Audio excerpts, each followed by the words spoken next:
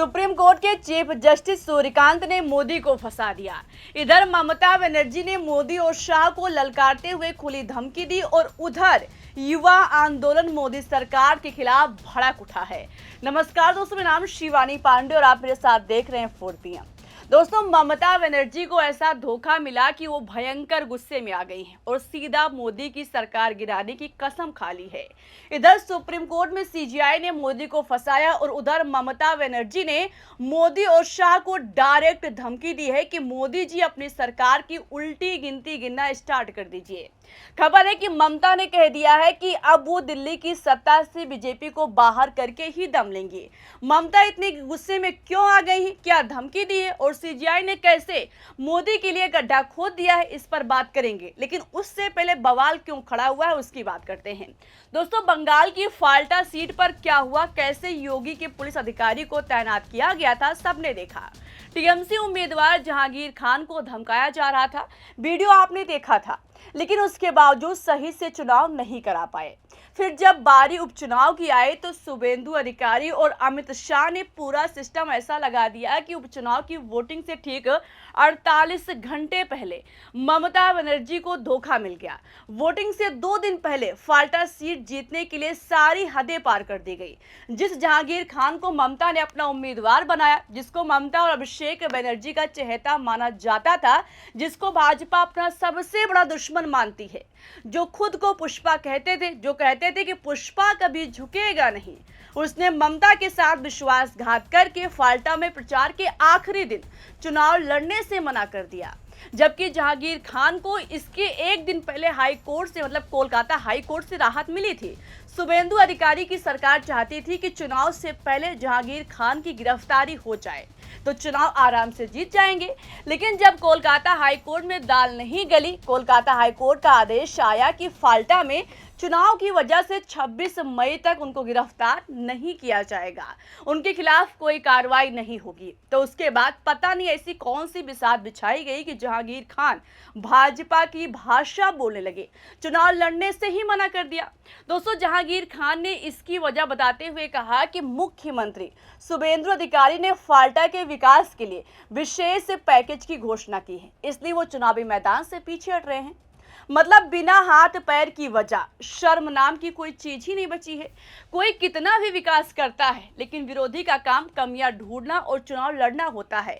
साफ साफ जाहिर हो रहा है कि फाल्टा सीट पर चुनाव के 2 दिन पहले तगड़ा खेला हो गया है। कितना तगड़ा खेला हुआ है इसका अंदाजा आप इस बात से लगा सकते हैं कि फाल्टा सीट टीएमसी का गढ़ है।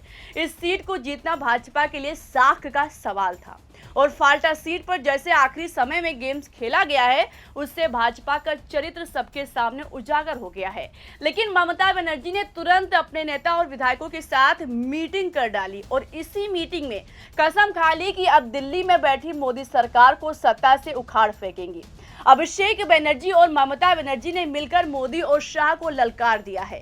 अभिषेक बनर्जी ने शुभेंदु अधिकारी की बखिया उधेड़ते हुए कहा कि जो कैमरे पर पैसा लेते दिखे उन्हें सीएम बना दिया गया है। उन्होंने सीधे सीधे शुभेंदु अधिकारी पर निशाना साधा, क्योंकि मोदी जी खुद भरे मंच से शुभेंदु को एक्सपोज कर चुके हैं कि जब वो भाजपा में नहीं आए थे उससे पहले कैमरे पर पैसा लेते पकड़े गए थे।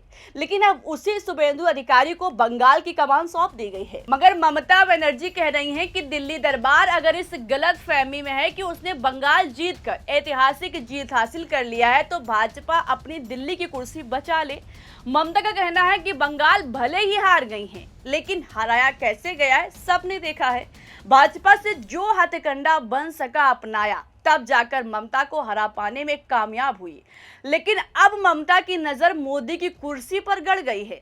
खबर देखिए, लिखा है कि बीजेपी की उल्टी गिनती शुरू। ममता बनर्जी बोली, बीजेपी का सत्ता से जाना तय, बंगाल को बदनाम करने की साजिश। तो ममता बनर्जी बड़े आत्मविश्वास के साथ साफ साफ कह रही हैं कि बस कुछ दिनों में दिल्ली की सत्ता से बीजेपी बेदखल हो जाएगी, मोदी की सरकार गिर जाएगी। ममता बनर्जी का ये आत्मविश्वास बहुत सवाल खड़े कर रहा है। क्या इंडिया गठबंधन के साथ मिलकर ममता कोई प्लान तैयार कर रही हैं? क्योंकि वो पहले ही कह चुकी हैं कि अब इंडिया गठबंधन एकजुट हो गया है। तो क्या एकजुट होकर मोदी की सरकार जल्द से जल्द गिराने की अंदर खाने में रणनीति सेट हो रही है? आखिर ममता ने इतने भरोसे के साथ ऐसा क्यों कहा? फिलहाल ममता बनर्जी मोदी सरकार को सत्ता से हटाने के लिए क्या खेल खेलती हैं, ये तो देखना होगा दोस्तों। लेकिन सीजीआई ने मोदी को बुरा फंसा दिया है। सीजीआई के एक बयान से मोदी सरकार के खिलाफ लाखों लोग खड़े हो गए हैं और सरकार के खिलाफ बिगुल फूंक दिया है। भारतीय जनता पार्टी के खिलाफ कॉकरोच जनता पार्टी नाम की पार्टी का ऐलान हुआ है, जिसने सिर्फ 3 दिनों में मोदी सरकार के खिलाफ गदर काट कर रख दिया है दोस्तों। दरअसल ये पार्टी देश के करोड़ों बेरोजगार युवाओं, छात्रों और आम जनता का सरकार के खिलाफ फूटा हुआ ऐसा गुस्सा है, जिसने डिजिटल दुनिया में आंदोलन का रूप ले लिया है और इसके सहारे देश का युवा और विपक्ष मिलकर मोदी सरकार को रोजगार, पेपर लीक, महंगाई और सिस्टम की नाकामियों पर बुरी तरह घेर रहा है। इस विवाद की वजह सीजीआई सूर्यकांत है दोस्तों, जिन्होंने देश के बेरोजगार युवाओं को कॉकरोच बोलकर मोदी सरकार को ही बीच में घसीट दिया। जनता का कहना है कि आज के युवा की जो हालत है वो मोदी सरकार की वजह से ही है, यानी सीजीआई ने मोदी सरकार को फंसा दिया। उनका बयान मोदी सरकार के गले का फांस बन गया है। अभिजीत नाम के शख्स ने तुरंत कॉकरोच जनता पार्टी के नाम का ऐलान किया और 3 दिन में इसके 20 लाख से अधिक सदस्य हो चुके हैं। इंस्टाग्राम पर 20 लाख से अधिक और एक्स पर लगभग 1 लाख से ज्यादा फॉलोअर्स हो चुके हैं और ऐसा सिर्फ 3 दिन में हुआ है दोस्तों। हालांकि अभिजीत का कहना है कि ये पॉलिटिकल पार्टी नहीं है, बल्कि सीजीआई के बयान और मोदी सरकार के कारनामों से गुस्सा होकर बनाया गया था। लेकिन जिस तरह से टीएमसी नेता महुआ मोइत्रा और कीर्ति आजाद जैसे नेता इस पार्टी में शामिल हुए हैं, ऐसे में कहा जा रहा है कि अगर कॉकरोच जनता पार्टी ऐसे ही आगे बढ़ती रही तो बहुत जल्द पॉलिटिकल पार्टी बन जाएगी, जिसमें सिर्फ और सिर्फ देश के युवा शामिल होंगे। अब दोस्तों एक बात तो आप अच्छे से जानते हैं कि जब जब युवा आंदोलन हुआ है, सत्ता की नींव हिल गई है और सीजीआई के बयान के बाद कॉकरोच जनता पार्टी बहुत तेजी से उठ रही है। इस पार्टी में युवा शामिल हो रहे हैं, जो मोदी सरकार के लिए अच्छे संकेत नहीं है। तो क्या सीजीआई का बयान मोदी सरकार के लिए काल साबित होने वाला है? इस पर आपको क्या लगता है, अपनी राय बताइएगा। अभी के लिए इस खबर में इतना ही। वीडियो को लाइक और शेयर कीजिएगा। देखते रहिए 4 PM। नमस्कार।